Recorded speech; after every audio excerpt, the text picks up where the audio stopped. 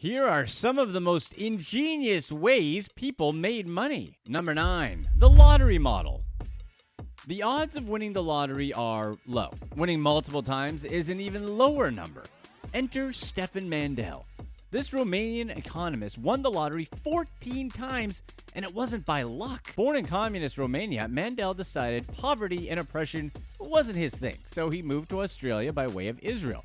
But first, he won the lottery in Romania twice by creating an algorithm to guess 5 out of 6 winning numbers in the lottery.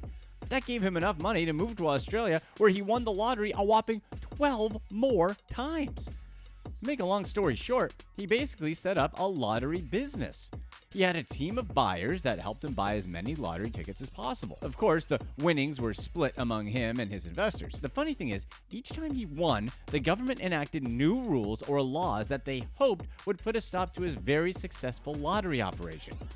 After his 12th win, so many laws had been passed that it became hard for him and his team to continue their lottery business without getting into trouble. So, he moved to Virginia, where his planning led to his final win in the Virginia State Lottery in 1992. That jackpot was $27 million. There were only 7.1 million possible combinations, so Mandel and his investors bought roughly 6 million tickets.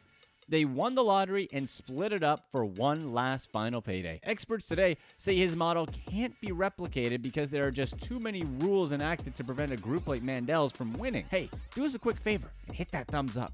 Number 8, Snuggie.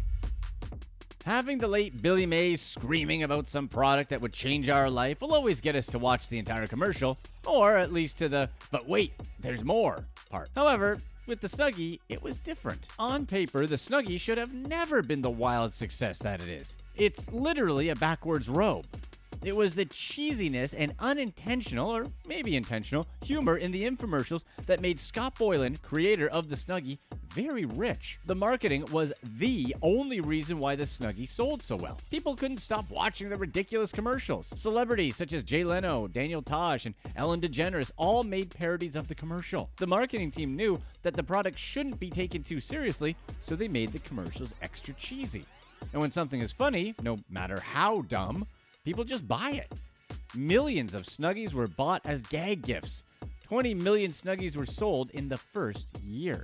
Number 7, $1 Million Homepage. This is an example of pure ingenuity. In 2005, Alex Tu was just a dude from England who needed help paying for college. Tu was 21 years old and preparing to go to North Nottingham University for business school. However, he was worried about student debt.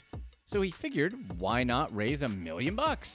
Of course, it's easier said than done. And if he was successful, did he really need to go to business school? That's another discussion. So he launched the $1 Million Homepage. The website had 1 million pixels and each one was for sale. The goal was to sell each of the pixels for just $1.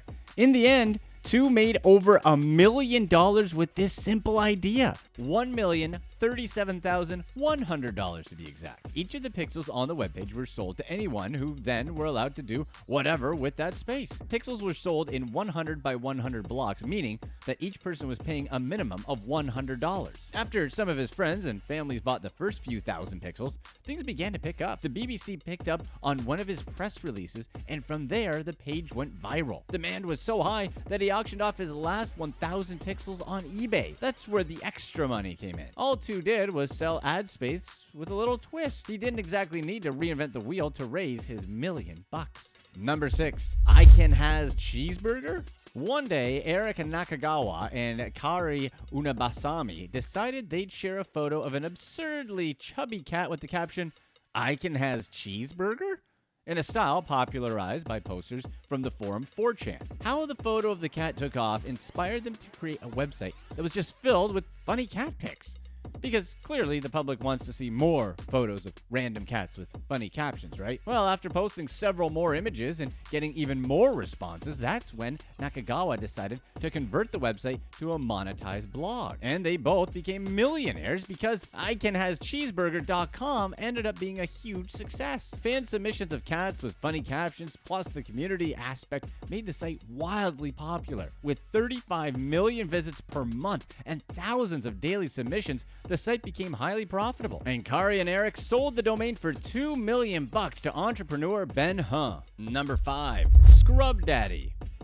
Aaron Krause's story with Scrub Daddy in many ways embodies what it means to be a successful entrepreneur in the 21st century. The roots of Scrub Daddy actually starts with cars. Krause had his own business detailing cars, and he invented his own line of buffing and polishing pads. He later sold his products to 3M, but they didn't buy his sponges. That was because they had their own sponges called Scotch-Brite. This left Krause with a ton of unused sponges. 5 years later, Krause just happened to use one of his leftover sponges to do the dishes, and inspiration struck. After a marketing campaign landed him on Shark Tank, Krause made his pitch with a sponge that looks like a smiley face. He claimed to have invented the greatest kitchen sponge ever. By becoming harder or softer, depending on the temperature of the water, the Scrub Daddy was way better than the everyday sponge.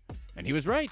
His live demo got Lori Grainer to offer $200,000 for 20% equity. By 2017, Scrub Daddy had revenues of over $100 million, and it's still the biggest success ever for any Shark Tank product picked up. Number 4. Post Secret.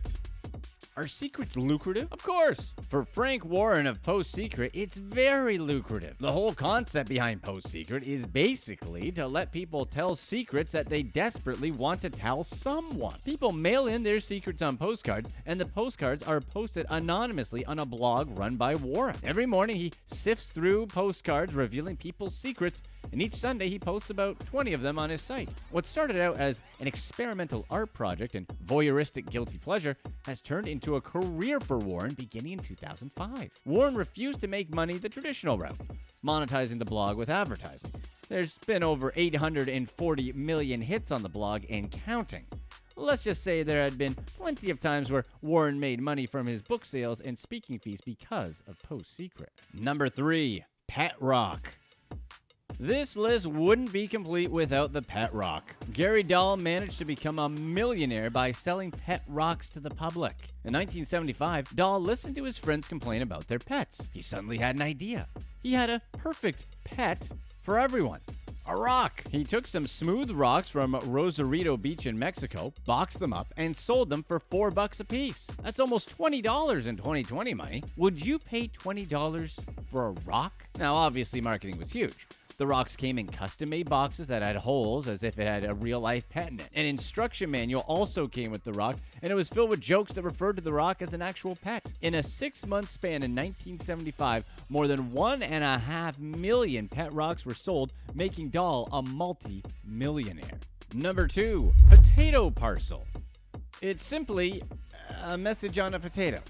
Have you ever wanted to send somebody a message on a potato before you heard of this idea? We're gonna guess no. The idea for Potato Parcel happened when Alex Craig saw a Reddit post about someone mailing a potato with stamps on it. The post was so popular that in less than 4 hours, it had over 2 million views. So he was like, why can't this be a business? He started the website for Potato Parcel that same day. The company sends personalized messages on potatoes anywhere you want. In early 2017, Potato Parcel made headlines when they anonymously sent 150 NBA players potatoes. Dirk Nowitzki posted on social media to say he received a potato parcel after reaching 30,000 career points. Fast forward to 2020, and Potato Parcel is still going strong.